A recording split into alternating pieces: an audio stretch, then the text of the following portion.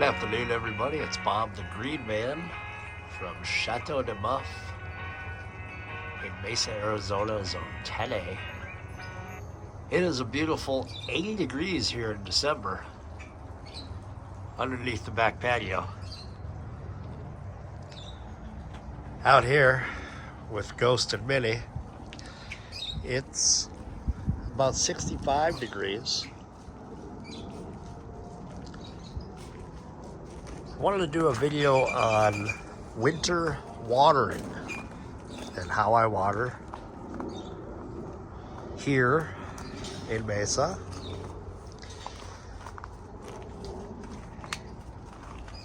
And we'll go over some trees like this orange and all the citrus. They get watered a certain way. All the evergreens get watered a certain way. And the deciduous trees, they get watered a certain way. And there's a couple trees that are watered almost weekly for a certain reason. So hang out with us and we'll walk around and talk about winter watering here in Mesa. All right, so in the tropical zone, we're only going to be really watering back here once a month if we don't get any rain. And by rain, I need a substantial rain to fall in order to put off watering. Now, substantial rain would be like an inch of rain. That would penetrate enough with the cool temperatures. These plants aren't transpiring as they would be in the dead of summer. So we can take a month off from watering. Ghost is excited. He's never been back here. Anyway, certain trees, though, are fruiting, and we have to take into account that because water helps the fruit grow and mature. For example, we have this sapodilla right here.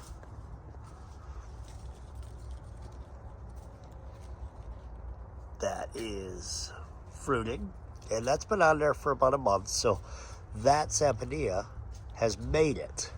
Now, I know this because in the spring, we have about 25 flowers on here. And every one of them, the seeds turn, or the stems turn black and they fell off. So we're going to keep an eye on this. Best thing you can do is we'll just stick our finger down in there, and if it feels moist, we will not water, and if it feels dry, we'll throw some water on.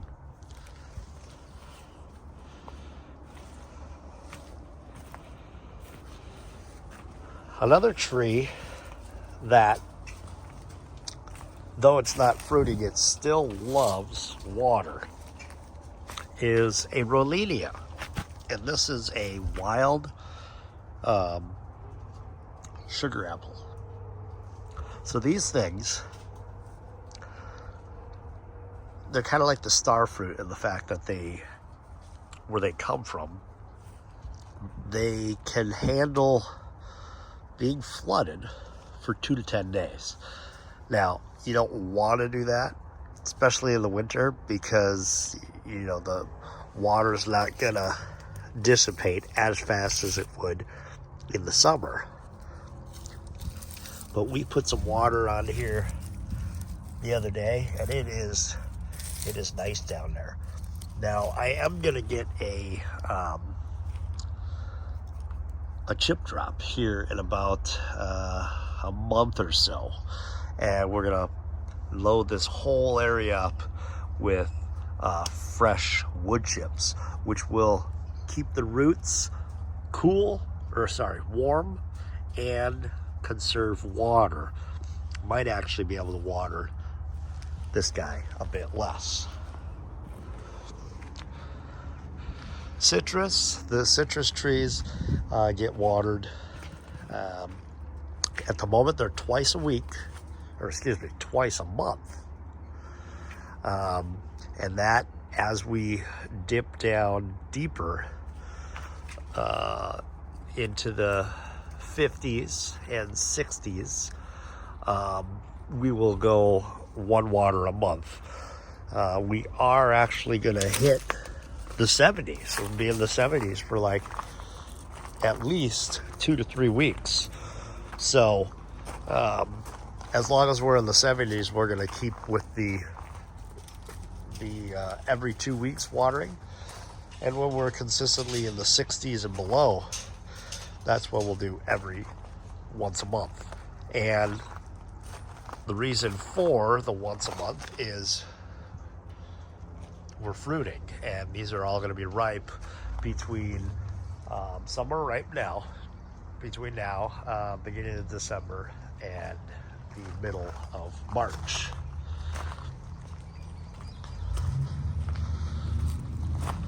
Let's talk about another tree that gets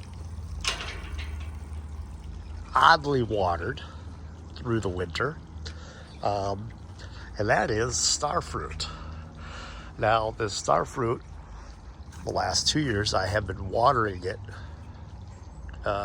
every 2 weeks, giving it a nice deep water. This year, it's going to get watered every week because it's fruiting. And there's some flowers on here somewhere. Right down here, we got some more flowers.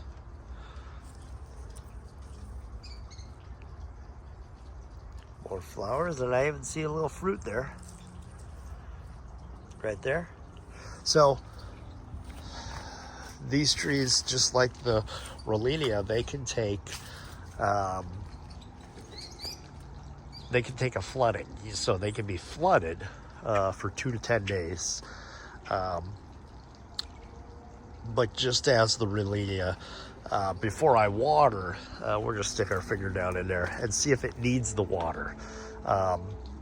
If it is wet, no. Moist, then we're gonna water, just because of the fruit that is growing. Let's talk about deciduous trees. So we've got an apricot here. There's a nectarine, a fig. We got a jujube. There's a falsa berry there. And this peach, a pomegranate. What do we do with those? Absolutely nothing. In fact, some of these trees, like this one, is starting to lose its leaves. As you can see, it's all got different colored leaves. They're done getting watered for the year of 2025. I will start watering them again in the spring when I see flower buds. As soon as I see a flower bud, that's when we're going to start watering them again. These trees need chill hours, anywhere between, I think, 100 and, I think the most chill hours I have is maybe 250. But we will prune them to our liking, and all the stone fruit, they like an open center. So we've kind of got that going on here. You know, for example, if we were pruning today, we will do a video on it, but I'll prune this because he's growing this way. I'll probably prune this because it's growing, this branch here because it's growing in. But this was a nice tree. This flowered for us and fruited for the first time this year. We got 10 really nice softball size fruit. This is an Erla Grande peach. But that's a different topic for a different video. But basically, deciduous trees, we are not watering. We are done watering. And that goes for that mulberry back there. That's a Shangri-La mulberry. Another tree last year that I watered every 2 weeks, if it needed it, was this mango right here. And it's probably going to still need it because we have fruit still. Actively pushing out fruit. There's some flowers on here somewhere. I think it's on the other side actually. But this tree is doing great. Very vigorous grower. Same thing as with all the other trees. Stick your finger in the ground, see if it needs it. If it needs it, give it a shot of water. If not, leave it be. Now, we're not going to be using our irrigation system. That is off. I'll just use a hose for this intermittent watering. Now, if we don't get any rain or a substantial rain, then we will turn the irrigation system on and give all the tropicals a nice 25-gallon deep watering.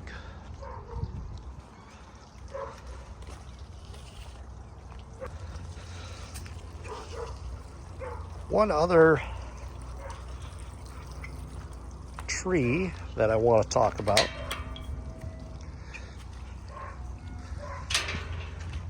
for the watering is going to be our avocados. We have 2 newly planted avocados.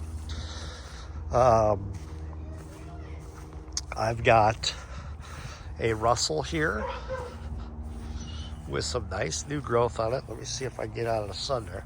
Nice new growth on this Russell. And this pumpkin, Marcus pumpkin, which is now actively pushing out some new growth. So these buds here were swollen, and I planted this in the middle of October, early part of October. And just now, we're in first week of December. Just now, it is starting to push out some new growth. These, I have killed 2 of them. Not these plants, but avocados. I've killed 2 of them. One, when I was just getting started out, I watered too much in the winter. I planted it in the winter, and I watered it way too much, and it got black and died. And the other one, I had no problem throughout the winter. We only watered if we didn't get rain. So I think I did it once a month. But then I wanted to see what would happen in the summer if I did not water, if I watered once a week. And it didn't like it, so it died. So these are the replacements. But yeah, we're gonna treat these just like the other tropical trees and not water them unless we don't get rain. And here's another tree back here, which is similar to the starfruit and the Rolenia in the fact that it loves water. This is the ice cream bean. This thing loves water, and it can tolerate being flooded. Okay, take a look at these new leaves here. I mean, that's beautiful. Beautiful new leaves. This is actually growing really well back in this area. He's hanging out with the lemon tree, and this lemon tree is actually going to get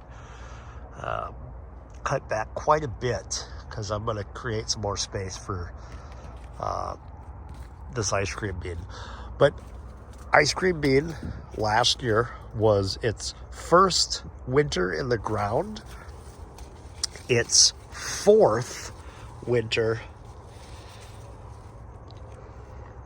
alive. And it took it like a champ. There were some leaves that got burnt off by a little bit of cold, but other than that, no problem at all.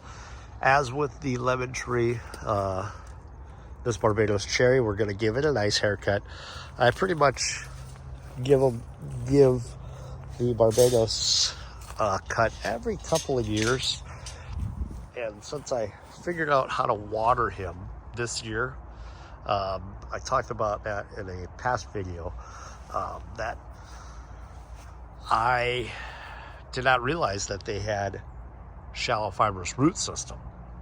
I just heard, oh, they're drought tolerant, so I'll water them once a week like I do my other trees that get these deciduous trees. They get a nice deep soaking, and I was doing that for the Barbados cherry too. And when I found out they had shallow fibrous roots, I changed how I water, and this tree is absolutely taken off.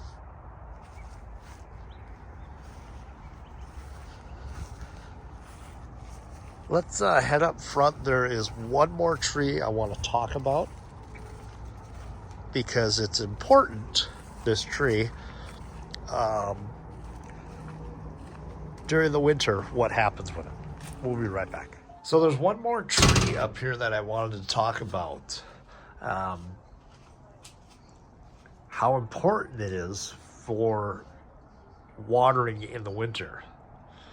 And by watering, I mean not watering. And that is a lychee. So this lychee, this is a sweetheart lychee. This thing cannot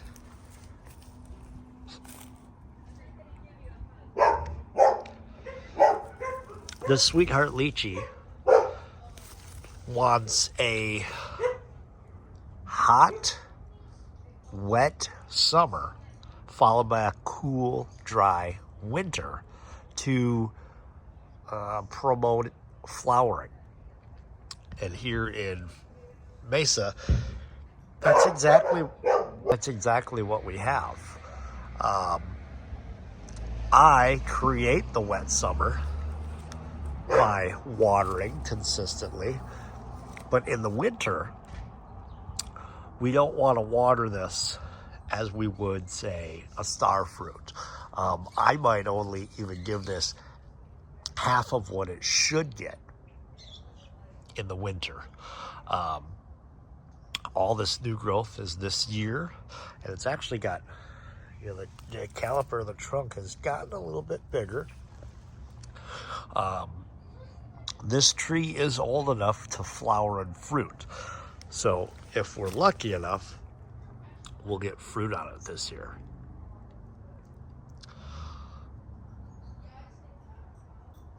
So again, if you're growing a lychee in